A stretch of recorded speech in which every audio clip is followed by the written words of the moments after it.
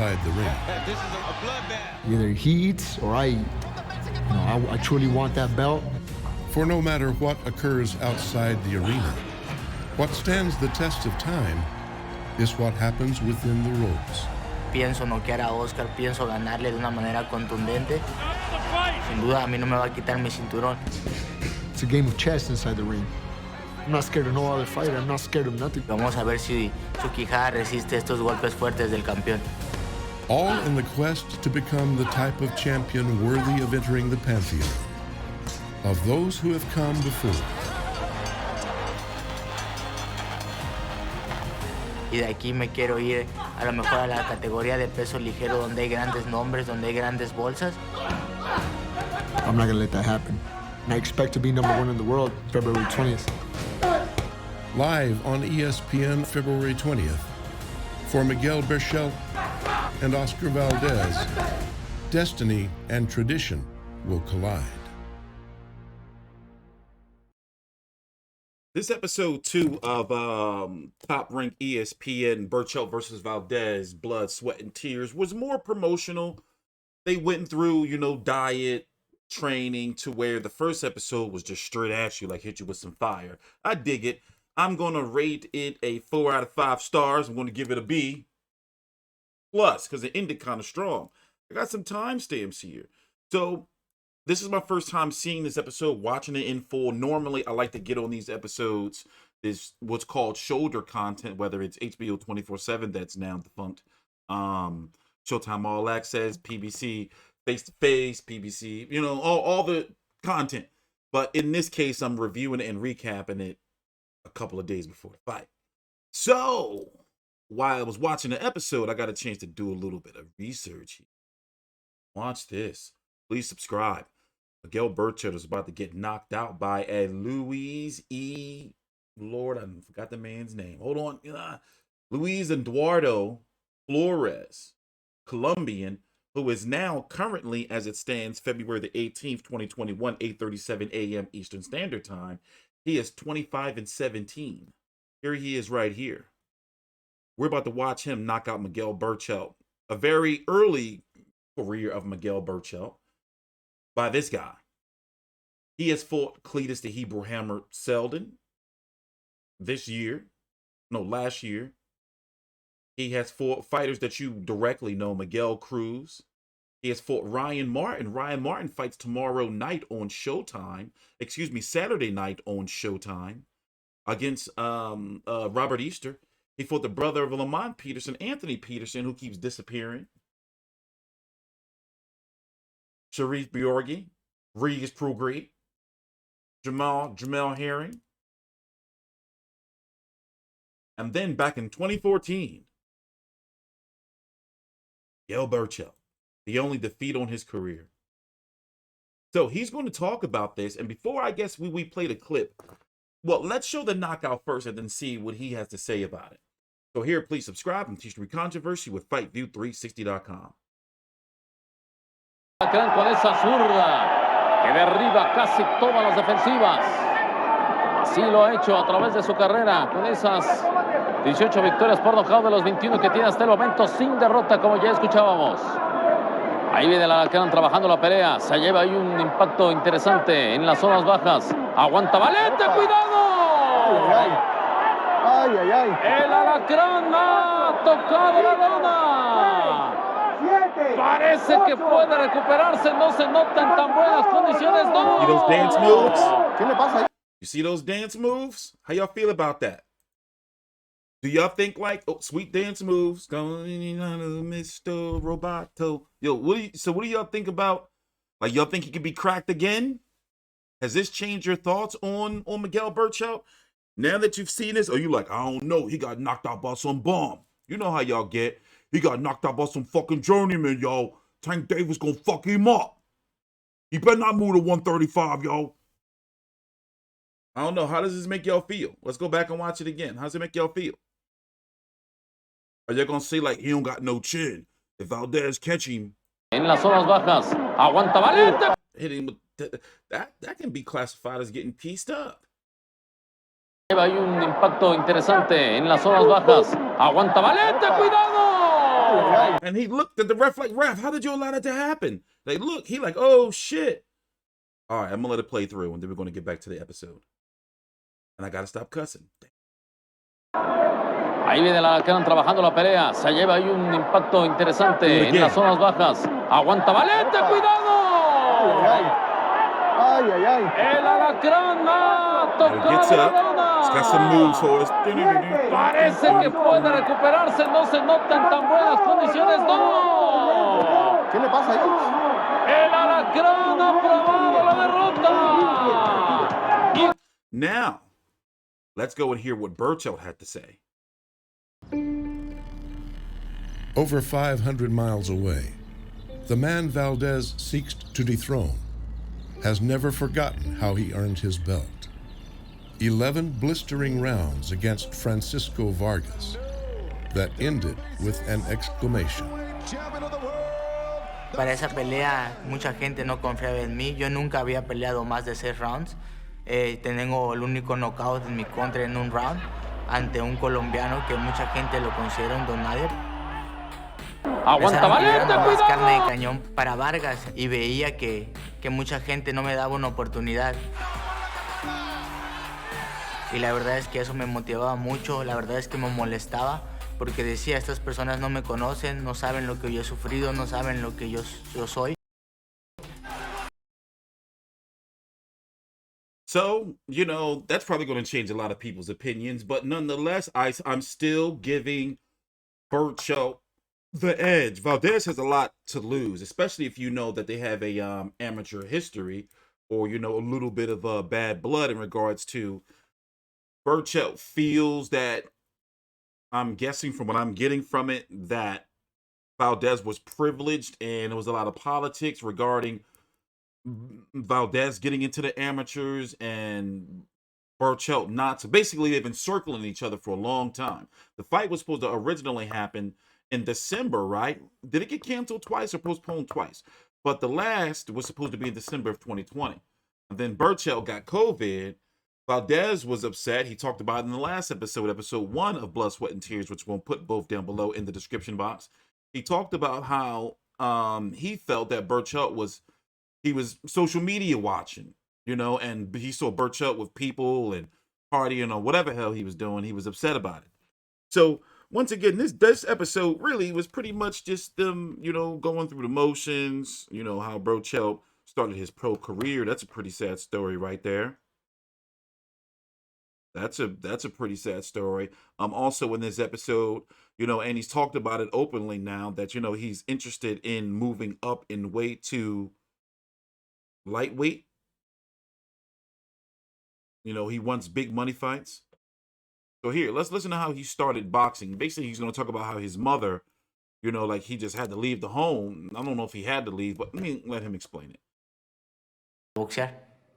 From those humble origins, Berchelt turned pro at 18, with little to his name. Siempre lo recuerdo, me fui con 18 años, me fui con 300 pesos, me fui con una maleta, no sabía qué iba a pasar. Son muchas noches de desvelos, muchos sueños rotos, muchas noches que no comí, muchas noches que extrañé a mi familia, que extrañé a mi mamá. Y pues bueno, tuve que luchar muchísimo, me costó demasiado. Y por eso es que no he soltado ese título, porque sé todo lo que representa. Eso hace que valga la pena cuando dicen la palabra I'm still. So, let's go talk about the card real quick one more time. And we're going to be here recapping the final press conference. I don't expect any bad blood or anything like that. But today at 3 p.m. Eastern on ESPN Plus and the Top Rank YouTube page is going to be the final press conference. Tomorrow is the weigh-in. We're going to be doing streams for both. Miguel Berchelt versus Oscar Valdez. Prospects, Gabriel Flores. Well, Flores is a contender now, right? A fringe contender. Gabriel Flores versus Jayson Velez. Jayson Velez fought Oscar Valdez in his last fight. Escobar Falcoy, I got to learn how to pronounce his name, versus Ultra, the Wolverine Akavov. Once again, I've covered him twice. It'll be likely my third time covering him if I do decide to cover that fight. Covering a lot of cards that fight, the Broner card, UFC, it's a lot going on. but I'm definitely covering Berchelt versus Valdez and Flores versus Jayson Velez, and I may cover Xander Zayas too, and Sonny Kanto. We'll see. But so far the card, I'm liking it for a nice little, you know it's going to be some knockouts. I'm digging that. However, I do have to admit that, a little taboo to talk about in this video, but I think a lot of eyes are going to be on the Broner fight that's taking place over on Showtime, which I'm going to be doing a video for as well. Is the return of Adrian the Problem Broner. He hasn't had a win since, 2017 or some shit? Against Adrian Granados, and that could have went either way? I forgot. Was Adrian Granados he had to draw with? Did you see Vargas? Well, anyway. So, when it comes to, this card right here, see, it's who has more to lose? Berchelt, because they're going to be like, yo, a guy from a smaller division moved up to beat you up. Because remember, Berchelt is trying to go to 135. Even if you look at the face-off that they had, Berchelt is big dude. Valdez, if he's smart, he's going to box, right? He should box. He should box. But will he? I mean, Berchelt has a chip on his shoulder because he wants to prove that, he's always been better, amateur or not, than Oscar Valdez. But we're going to see, man. Now, I already talked about it in the last video, but Berchelt wants to move to 135. What would he stay at 134 if he wins? Will it be enough money during COVID? We still don't know when shit going to really, really be back for him to stay for the winner of Herring versus Frampton. I mean, yeah, being a unified champion, but will the money be right too? It seems as though, he really wants to go to 135. But the guys that he may want, Teofimo may be gone. Loma's going to stay. I don't see Loma moving to 140. So it seems as though that's where he wants to go. And for the guys that are there at 135, if they stay, there's still a chance, There's still a chance. So if you really, really want to ask me personally, if he does defeat Valdez, I want to see him at 130. I want to see him at 135. If Valdez wins, I don't think he should touch 135. The man got his jaw broke. I'm going to be watching to see how he take punches. And more importantly, I'm going to be watching the Reynoso effect. Reynoso wants him to box and move. And yeah, he wants them to maintain, his tenacity and aggressiveness, but also to be smart with it. So that's what I want to see. If he's going to get dragged into a slugfest and get his shit rewired or get knocked out. Gotta stop cussing. I'm going to get there. I'm getting there, though. But I had to get that out there. I had to let it out. The IBF title is vacant right now. Rakimov and Ogawa are going to be fighting for. So Jojo Diaz, and who missed weight by 3.6 pounds, and Tevin Farmer, are out. They got to, earn a title shot. Jamel Herring versus Carl Frampton has been pushed back to March the 27th, not February the 27th. I put the date right up there. This is real time. Because of something going on allegedly with Carl Frampton hand that they've been. Bomac, the trainer of Jamel Herring, has been pissed. Herring has been pissed. Also, what's this article I was reading on Boxing Scene? Did I read it right? That they're mulling over having a TV deal here in the States for Herring versus Frampton? What the fuck is going on? What's going on? Did I read that? Maybe I was like, I read it, like maybe because I was, bullshitting around and, smoking pot, Is that true? So I see Valdez, if he wins, I'm cool with him versus Herring versus Frampton winner. And then you got Shakur Stevenson right there, who's the mandatory for the winner of Herring versus Frampton, because that's how the WBO rolls. If you were a champion in the previous division, you vacate, move up, you're champion there. You see what I'm saying? So it's deep. It's deep. Deep. But that's it. Ain't nothing else to talk about. We done did everything. What's this 19-minute timestamp I got right here? Why did I put that there? Are on a collision course. What makes Alejandro Berchelt the great champion is knockout power.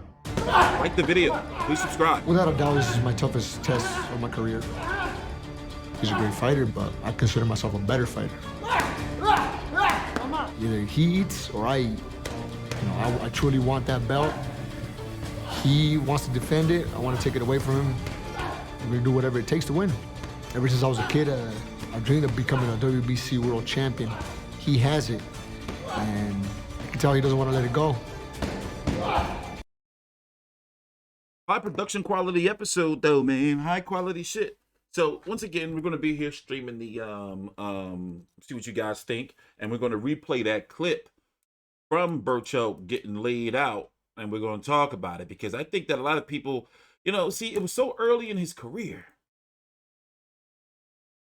You know, and when you get knocked out like that, one of them flash joints, boxers will tell you, you learned a lot of shit. And since then, he went on a mean KO streak. He went on a mean KO streak. Whew. He went on a mean KO streak. Yeah, if you see it.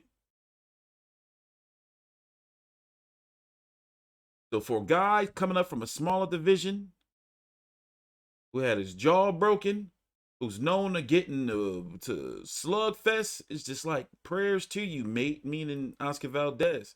If he pull this shit off, we gonna see. I'm not counting him out. Let's see how he box. Let's see if he be on some Josh Warrington bullshit. But this is Eddie Reynoso we talking about. Trainer of the year. You know, he's in the camp with Andy Ruiz, Canelo Alvarez, Andy Ruiz, Ryan Garcia. You know? So we gonna see. History controversy with FightView360.com. Please subscribe.